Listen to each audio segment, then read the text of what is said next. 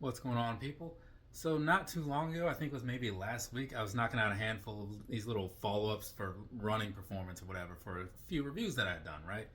And so I thought I was pretty much done, but then, the Ultraboost 5X came along, and so now I'm gonna knock out one of these. So this right here, Adidas Ultraboost 5X, right? I ran in these this morning, which is why they look the way they look. They've certainly seen better days, but the looks don't matter so much. It's more about how they felt and all that stuff. So here's this, right? Right off the top, I liked them a fair amount, right? They were actually really nice. So I'll lead you with that so you at least know this is going to be some sort of positive sort of review. But here's the thing, right? I had just worn the Ultraboost lights, I think earlier this week, ran around in these things like maybe 3 miles, I don't know. And those, they felt fine. They were nothing to write home about. And looking at the other past reviews I had done recently, they weren't anything that I felt like, oh man, why haven't I been running in these, But this right here, the 5X, it looks very similar. They haven't changed a whole lot, really, as far as the visual goes. But the changes that they have made totally made it worthwhile. So these felt really good. To me, I'd probably compare them to maybe like the Kayano 31, something like that, as far as how they felt.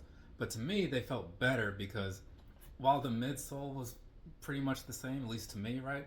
Very comfortable all throughout, no complaints or anything like that, super lightweight and all.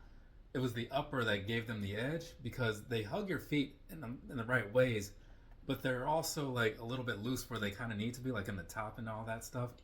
And the Kayanos are as well, but it's just the construction overall of these, it just made them feel better. So I would say that if you're an Ultraboost guy, an Adidas guy, whatever, this right here to me is something that might bring you back into that world, right?